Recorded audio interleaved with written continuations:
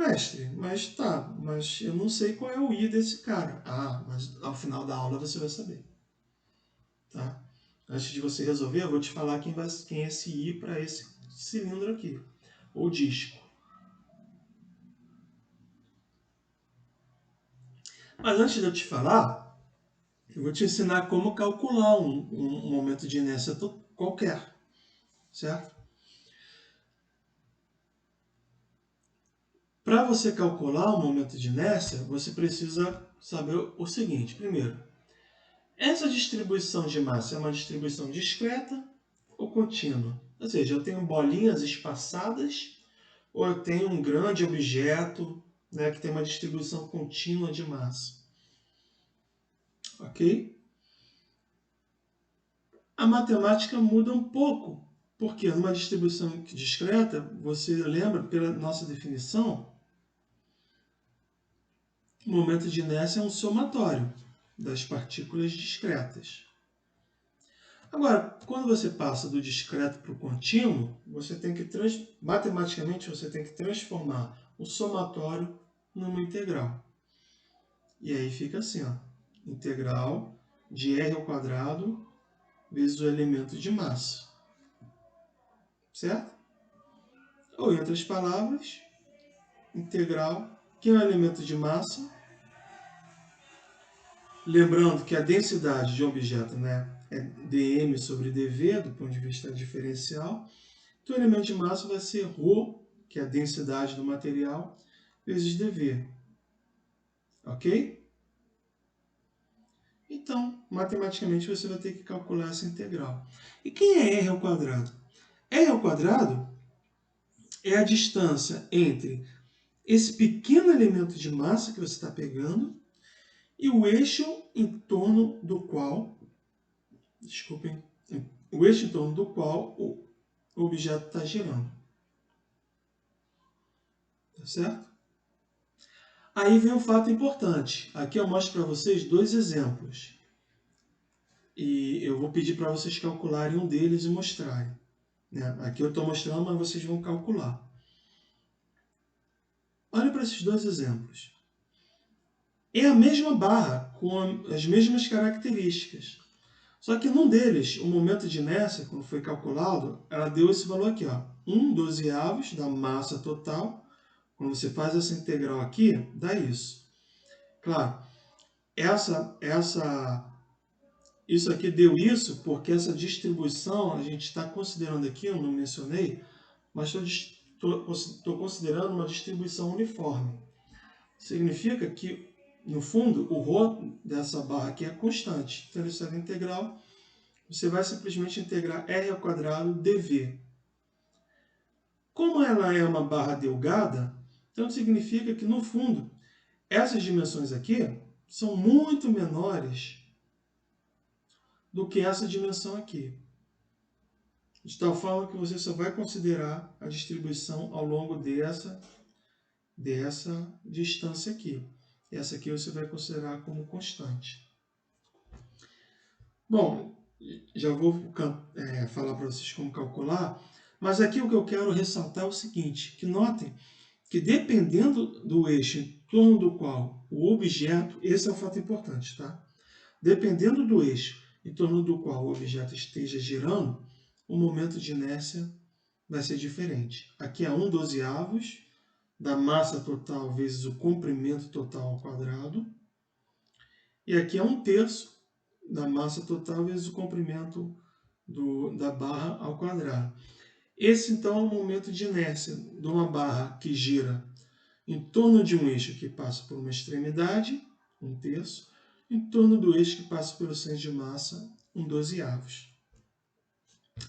Então, significa que o momento de inércia depende do eixo em torno do qual o objeto está girando. Esse é um fato importante. O outro fato importante é que é o seguinte, notem que o momento de inércia que passa pelo centro da barra é menor do que o momento de inércia de uma barra girando em torno de um eixo que passa pela sua extremidade. Isso não é à toa, senhores. Isso não é à toa. E digo mais, na próxima aula, nós vamos discutir um pouco sobre o teorema dos eixos paralelos. Eu vou mostrar para vocês que o momento de inércia em torno do eixo que passa pelo centro de massa, nesse caso o centro, porque a distribuição é constante, então o centro geométrico vai ser o centro de massa, esse momento de inércia é o menor possível. Repito, o momento de inércia em torno do eixo que passa pelo centro de massa é o menor possível de qualquer objeto. Mestre, o que isso significa?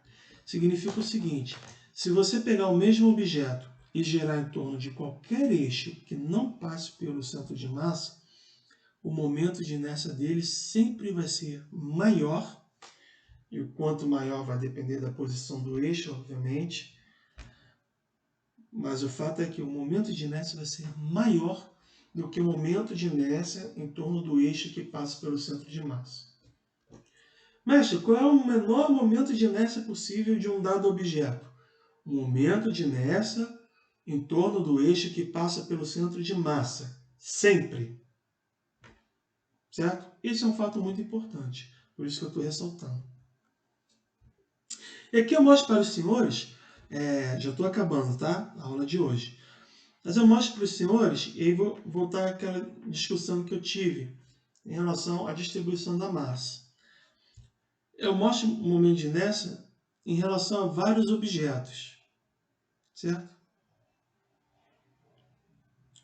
Então aqui nós temos cilindros em torno do centro de massa, em torno da extremidade, cilindros delgados. Aqui nós temos uma placa retangular, né? De espessura desprezível, ou seja, ela tem largura e comprimento. A altura é desprezível. O momento de inércia vai ser esse.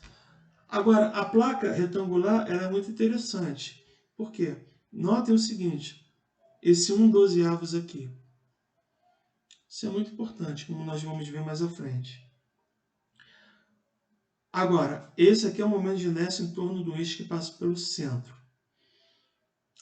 Se eu pegar agora um eixo que passa por qualquer borda, né? Essa aqui é a borda do eixo maior, né? Como se fosse uma porta. Né? Uma porta, ela tem esse momento. Se você pensar isso aqui como uma porta, ela teria esse momento de inércia, tá? Obviamente, se eu pegar então esse eixo aqui, qual seria então o momento de inércia? Seria igual ou diferente? Aqui eu teria que trocar por B, né? Certo? Um cilindro oco, com raio interno R1 e raio externo R2, tem essa forma. Cilindro maciço, que é exatamente a forma de uma polia, né? Uma polia e um disco, eles têm o mesmo momento de inércia. E aí fica a pergunta, por quê?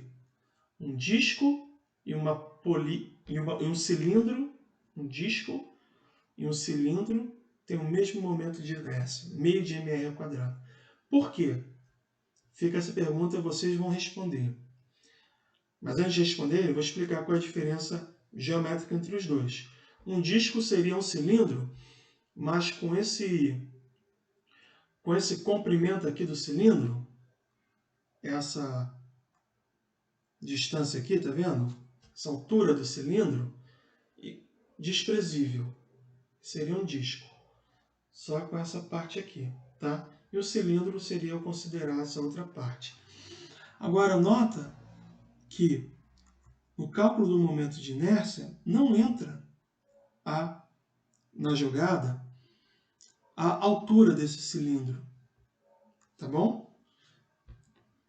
Fazendo com que um cilindro tenha o mesmo momento de inércia que um disco.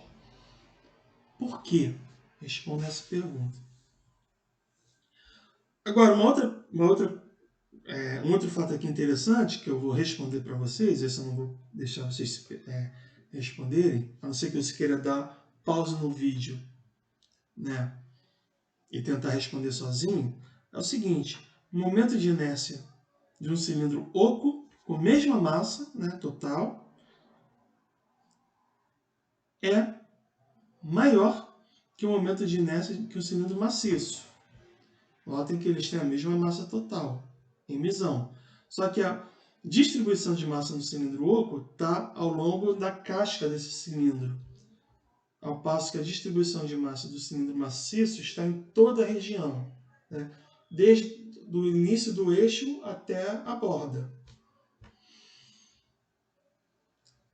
Por que então um cilindro oco tem um momento de inércia maior do que um cilindro maciço? Para responder essa pergunta, aí a gente precisa retomar aquele dispositivozinho, né? As massinhas mais distantes davam um momento de inércia maior, se lembram? E as massinhas mais juntas do eixo de rotação, um momento de inércia menor. É exatamente isso. Se você olhar para esse cilindro oco, esse cilindro, toda a distribuição de massa dele está distante do eixo. Então, a distância R do eixo. Se você olhar para o cilindro maciço, a distribuição de massa dele tem muita coisa que está bem próxima ao eixo. Então, quando você contabiliza, faz aquela integral, né, e soma tudo, todas essas contribuições, você vai ver que no total, então, é como se metade do momento de inércia não fosse contabilizada, tivesse dentro do eixo, e outra metade tivesse nas bordas, fazendo então com que no somatório total o momento de inércia do cilindro maciço seja metade do momento de inércia de um cilindro oco. Tá? Aqui eu mostro para vocês também o momento de inércia de duas esferas, uma maciça e outra oca. Se vocês notarem, então, a maciça ela vai ter um momento de inércia menor do que da esfera oca. Tá legal? Outro fato que eu queria ressaltar aqui, que você já deve ter percebido, é que fora as características, né, as dimensões do objeto, existe um fato importante, que são esses fatores aqui, ó, multiplicativos, que aparecem na frente. O que eles dizem? Esses fatores aqui multiplicativos, 1/2, 1/12, 2/5, o que eles dizem? Eles dependem da geometria, da forma, tá? Do objeto. Certo? Então, cada objeto de uma forma vai ter esse fator multiplicativo na frente, com o momento de inércia. É legal? Por que isso é interessante? Já vou falar agora, nos próximos slides.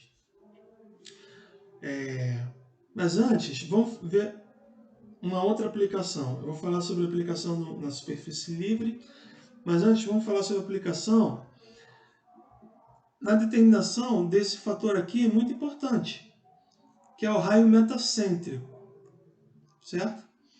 Longitudinal e transversal, ou seja, ao longo da banda e ao longo do trim. Esse raio metacêntrico ele está estritamente relacionado com o momento de inércia, certo? Onde o momento de inércia em relação ao eixo longitudinal e esse aqui em relação ao eixo transversal. Bom, para eu falar sobre esse momento de inércia aqui, e para eu demonstrar essa relação para vocês, eu preciso falar sobre o torque antes, o momento de uma força. Por isso, eu não vou demonstrar essa equação agora. Quando a gente falar sobre torque, eu demonstro para vocês. Mas o fato interessante é que o momento de inércia, que eu quero ressaltar aqui, é que o momento de inércia ele está estritamente relacionado a essas características que influenciam ou determinam diretamente a estabilidade da embarcação. Certo? Então, dado o momento de inércia, esses momentos de inércias, cada embarcação que vai ter o seu, ela vai ter esse valor de raio metacêntrico próprio. Depende das características geométricas da embarcação. Tá certo? Eu vou mostrar como isso funciona, como esse cálculo é feito, quando eu falar sobre torque. Tá?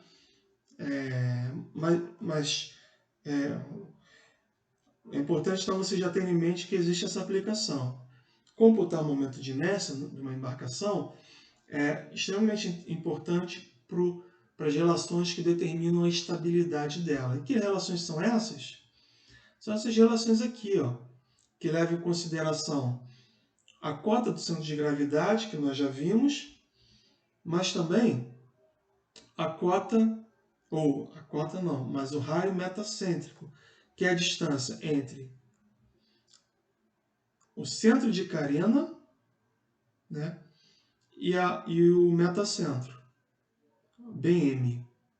Tá legal? E como que isso tudo está relacionado? Simplesmente, você tem aqui o plano, né? O plano, esqueci agora, plano de base, né? Onde tem o K, você tem KB e KM. Então, KM vai ser KB mais BM.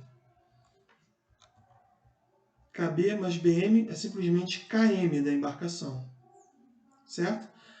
O que é interessante é que essas coisas aqui, elas são obtidas, ou elas são determinadas pela geometria da embarcação. E essa grandeza aqui, que nós calculamos, né? Vocês fizeram uma tarefa em relação a isso, ela é determinada pela condição de carga da embarcação. Em outras palavras, isso aqui, dada uma embarcação, ela vai ter uma. Ela vai ter esses valores aqui. Dada a embarcação, dado um casco, dada uma geometria, ela vai ter isso aqui. Agora, isso aqui vai ser determinado. Qual a distribuição de cargas, né? Qual a distribuição lá de óleos, né? De consumíveis, etc, etc. De tal forma que isso tudo vai determinar no GM, que te diz, né? Se a embarcação vai ser estável ou não. Certo? Então aqui eu mostro um cálculo. Notem, né? Que aqui o momento de inércia dessa caixa aqui, desse compartimento, ou no fundo é um flutuante aqui, né? Esse flutuante é LB ao quadrado sobre 12. Se lembram do 1 sobre 12? Depende do formato. Se vocês olharem essa outra geometria, o fator aqui, ó, é diferente, tá vendo? O I tem outra forma matemática, reforçando aquela ideia de que depende da geometria. Ok, senhores? Uma coisa que eu queria ressaltar aqui é que notem que LB ao cubo tem dimensão de metro elevado à quarta. Então, um pouco diferente do contexto da física pura, numa embarcação, apesar dessas grandezas terem, digamos assim, o mesmo significado físico, né? Mas no contexto da embarcação, é usual você usar então esse tipo de dimensão, esse tipo de valores, né? Ou seja, dimensão de metro à quarta. Então você tem L, que é o comprimento, e B, que é a boca aqui, né? 5, vamos ver, 5 ao cubo. 10 ao cubo. Aqui a boca, 10, né? 5 é a da figura de baixo, aqui, ó. 10 ao cubo. Então a boca e o comprimento aqui, 50. Tá certo? Então isso aqui tem dimensão de distância à quarta potência. Essa então, essas são as dimensões no contexto da marinha mercante, no momento de inércia. Então a formulação é um pouquinho diferente do nosso contexto da física. Ok?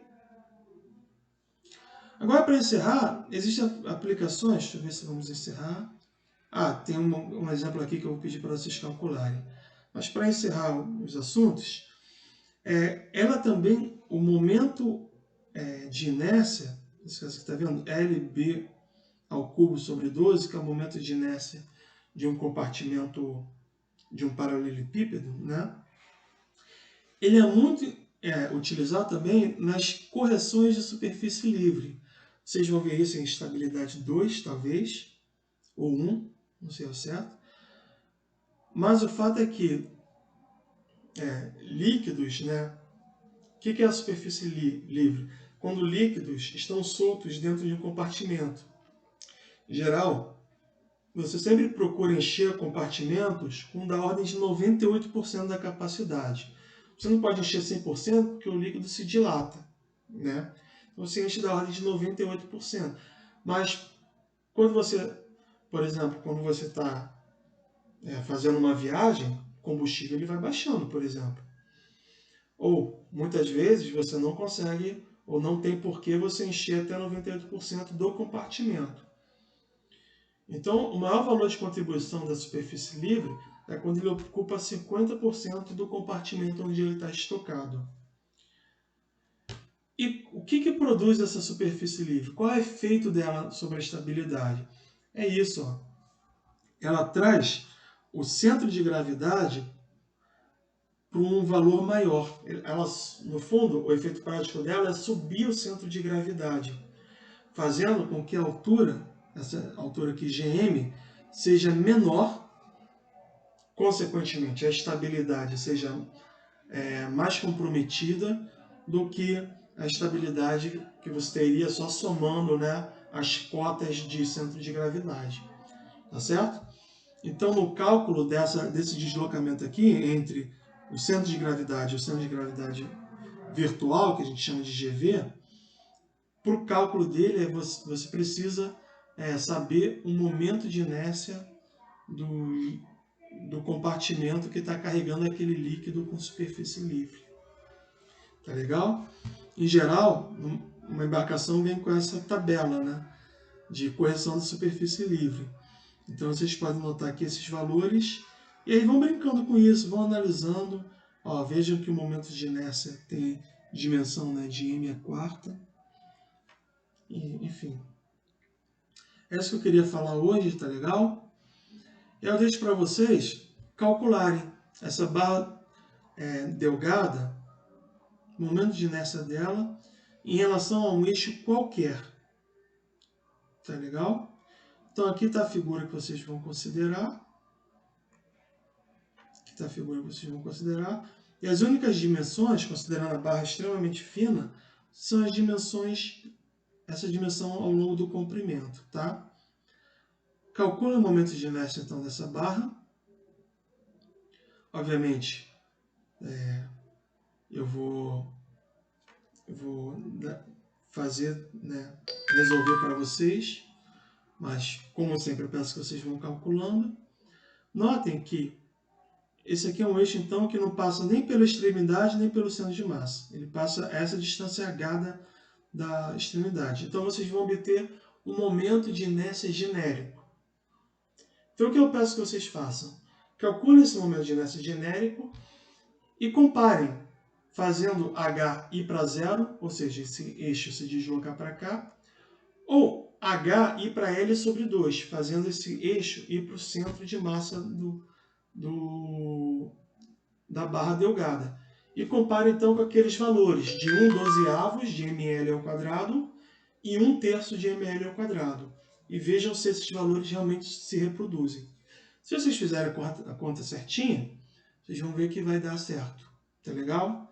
Então, desculpe, me alonguei muito hoje, acho que falei muita coisa, mas espero assim, que vocês ouçam essa videoaula com calma, podem separar, ouçam um pouco, se bem que falar isso no final, quem chegou até o final já ouviu tudo, né? Enfim, mas é isso que tinha para falar hoje. Obrigado aí pela atenção de vocês. Bom, quem chegou até aqui, eu vou tentar não fazer aulas tão longas, tá? aulas da ordem de 30 minutos, acho que está bom. Mas acho que hoje foi um assunto bastante empolgante, então por isso que eu talvez tenha me empolgado um pouco. Que é um assunto muito importante para vocês. Um abraço, senhores. Até a próxima.